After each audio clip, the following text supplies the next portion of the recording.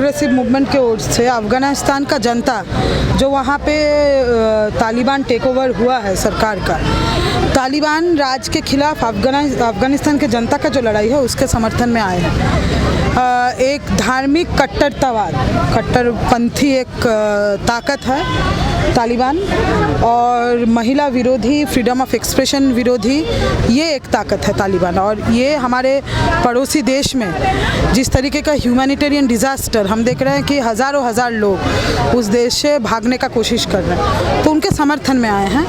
हमारा 2-3 डिमांड है भारत सरकार से। हमारा डिमांड है कि भारत सरकार अफ़गानिस्तान से जो लोग उस देश से भागने में मजबूर हो रहे हैं उनके लिए अपना दरवाज़ा खोले और उसमें हिंदू, मुस्लिम, सिख ये सब ना करें, क्योंकि हर एक संप्रदाय के इंसान अफ़गानिस्तान में वो तालिबान राज को झेल रहे हैं। मुसलमान भी झेल रहे हैं, बाकी संप्रदाय के लोग भी झेल रहे हैं। इंडियन गवर्नमेंट का भी स्टैंड क्लियर नहीं ना तालिबान को। हाँ, तो पहला हम लोग का मांग ये है, स्टैंड क्लियर है कि क्या है वो अलग बात है। पहले आप एक दुनिया का इतना बड़ा देश होने के नाते आपका जिम्मेदारी बनता है इंटरनेशनल कम्युनिटी को, आप अपना दरवाज़ा खोलिए।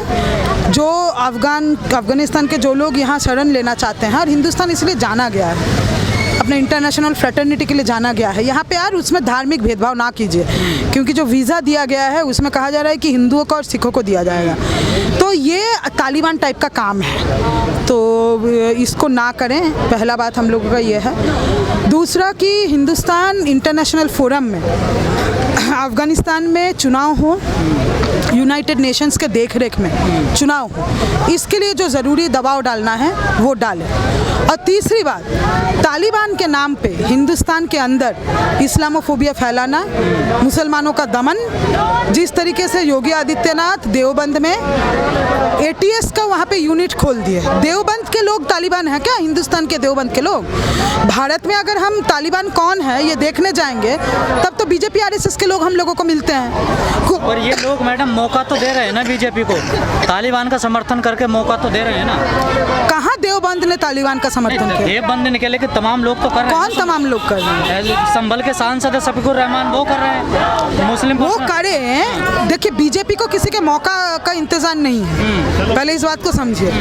देश में मुसलमानों को दबाने के लिए बीजेपी को किसी के मौका का ज़रूरत नहीं है। बीजेपी अपने आप में तालिबान जैसा ही एक धार्मिक कट्टरतावादी ताकत है, मुस्लिम विरोधी, माइनॉरिटी विरोधी ताकत है, महिला विरोधी ताकत है। नहीं, आपको नहीं लगता मुस्लिम गलतियां करेगा और बीजेपी फायदा उठाएगी उसका? वैसा कहाँ मुस्लिम गलती करे? इस तरीके का तो नहीं समझना चाहिए कि मुस्लिम गलती कर रहा है। योगी तो नहीं, सुनिए, मैं ये कह रही हूँ कि इस देश के किसी भी संप्रदाय को इस नज़रिए से देखना ये मेरे आदत में नहीं है कि कोई अगर तालिबान का समर्थन कर रहा है वो हिंदू है, मुस्लिम है, मैं देखने जाऊँ। जो समर्थन कर रहा है वो गलत है, ठीक है, हम मानते हैं। एकदम गलत है। इस देश में जो RSS के भयानक विचारधारा का समर्थन करते हैं वो किसी भी धर्म से वो गलत हैं, कट्टरपंथ का जो भी हाँ, और जो तालिबान का समर्थन करते हैं वो गलत है। लेकिन ये मत बोलिए कि बीजेपी को मौका मिल रहा है। बीजेपी को मौका देने का ज़रूरत नहीं है किसी को। तालिबान के आने से पहले इस देश में बहुत सारे मुसलमानों का मॉब लिंचिंग हुआ है, तो बीजेपी के जीन में है माइनॉरिटी का दमन। ठीक जैसे तालिबान को भी किसी के मौका का ज़रूरत नहीं है। तालिबान एज ए ताकत भयानक एक ताकत है, और भाजपा एज ए ताकत अपने आप में ये ताकत एक भयानक पिछड़ा सोच रखने वाला, देश के लिए खतरनाक, इंसानियत के लिए खतरनाक। मैडम समझ, तालिबान इतना मजबूत हो गया कि विश्व समुदाय भी बोलने से कतरा रहा हुआ, तो क्या करेंगे? अब देखिए ना, इतना मजबूत है विश्व समुदाय के सामने भी। मजबूत है विश्व समुदाय के सामने। विश्व समुदाय तो मैंने समान नहीं है ना। विश्व समुदाय में देश हैं, अमेरिका है विश्व समुदाय में। अमेरिका ने मुजाहिदीनों को फंड किया था, तालिबान बनाने के पीछे अमेरिका का हाथ। और आज भी तालिबान के नेता लोग इंटरव्यू दे रहे हैं, सुनिए, वो कह रहे हैं हम तो अमेरिका के साथ बातचीत में हैं, अमेरिका के देखरेख में नेक्स्ट चीज़ें होंगी। तो अमेरिका का साठ घाट है इसमें। विश्व समुदाय को अमेरिका तो कह रहा है कि अफगान की सेना ने सरेंडर कर दिया, हमने इतनी कड़ी उनको मतलब ट्रेनिंग दी, इतना पैसा खर्च किया, उन्होंने तो कुछ किया ही नहीं बिल्कुल भी। अब क्या किया जाएगा इसमें, तो दुखद है ही, लेकिन अफगानिस्तान का जनता लड़ने के लिए तैयार है ना। लेकिन इस पूरे मामले में महिलाओं की सुरक्षा को लेकर ज़्यादा सवाल खड़े होते हैं। महिलाओं का सुरक्षा सब कुछ, देखिए ऐसा कोई ताकत जो ये कहे कि हमारा जो धर्म है और उस धर्म को हम जैसे इंटरप्रेट करते हैं उसी को लागू करेंगे। धार्मिक कट्टरतावाद और धार्मिक माने एक हम कुछ किताबों को जैसे इंटरप्रेट करेंगे वैसे ये कोई भी देश चलेगा। ये तो कोई मॉडर्न एज में 2021 में दुनिया में कोई भी देश ऐसा नहीं चलना चाहिए। ठीक है, धर्म के नाम पे आप किसी का भी दमन, आपके धर्म के आइडिया के साथ अगर किसी का बर्ताव नहीं जा रहा है उसको पीट देना, उसको मार देना हिंदुस्तान में होता है। लेकिन तालिबान जो मीडिया प्रेस कॉन्फ्रेंस करके जो दावे कर रहा है, क्या उन पर खरा उतरेगा लगता है आपको? क्या दावे कर रहा है तालिबान? ऐसा कोई दावा नहीं कर, से हम सरकार चलाएंगे, तो वो तो भाजपा भी कहता है कि वो लोकतांत्रिक ढंग से ही चला रहा है। देखिए हमको तालिबान पे भरोसा नहीं है, तभी तो हम आके यहाँ प्रोटेस्ट कर रहे हैं ना। ऐसा एक ताकत जिसका इतिहास रहा है कत्लेआम करने का, महिलाओं के ऊपर दमन का, उसके ऊपर हमको भरोसा नहीं है। लेकिन वो क्या कह रहा है और क्या होगा ये सिर्फ उसके ऊपर डिपेंड नहीं करेगा, सिर्फ तालिबान के ऊपर डिपेंड नहीं करेगा। हिंदुस्तान को आज के डेट में एक बहुत ही खतरनाक हिंदू राष्ट्र बनाने का जो साजिश भाजपा का है वो अभी तक पूरी तरीके से सक्सेसफुल नहीं हो पाया है। क्यों? क्योंकि हिंदुस्तान की जनता उसके खिलाफ लड़ाई लड़ रही है। सीएए लागू करने का कोशिश किया, लड़ाई हुई। एनआरसी लागू करने का कोशिश की, एनपीआर के माध्यम से अभी तक नहीं हो पाया। वो हिंदुस्तान का जनता ने लड़ाई लड़ा। तो तालिबान क्या करेगा नहीं करेगा वो अफगानिस्तान का जनता, वो अपना लड़ाई लड़ेंगे और उससे, लेकिन हम अपना पोजीशन क्लियर करते हैं। हम अफगानिस्तान के जनता के साथ हैं, हम वहाँ के हुकूमत के साथ नहीं हैं। कुछ लोग ये कह रहे हैं सरकार के लोग कि सीएए का फ़ायदा मिलने जा रहा है अफगानिस्तान के लोगों।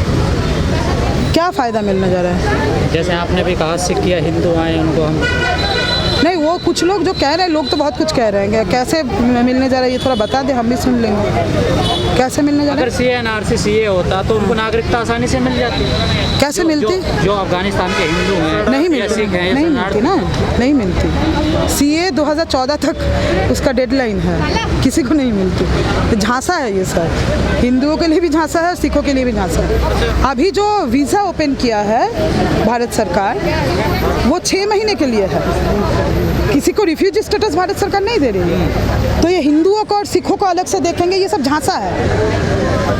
आप किसी को वीज़ा दे रहे हैं उसमें आप रिलीजियस डिस्क्रिमिनेशन कर रहे हैं। भाजपा कोई हिंदुओं के किसी भी देश के, हिंदुस्तान के या बाहर के देश के हिंदुओं के अधिकार के लिए खड़ा है, ये अगर कोई सोचता है तो उससे बड़ा मूर्ख और कोई नहीं है। तो बहुत बड़ा मूर्ख है। उसका अधिकार छीना जाता है मुसलमानों के खिलाफ बात करके, मुसलमानों को दिखा के।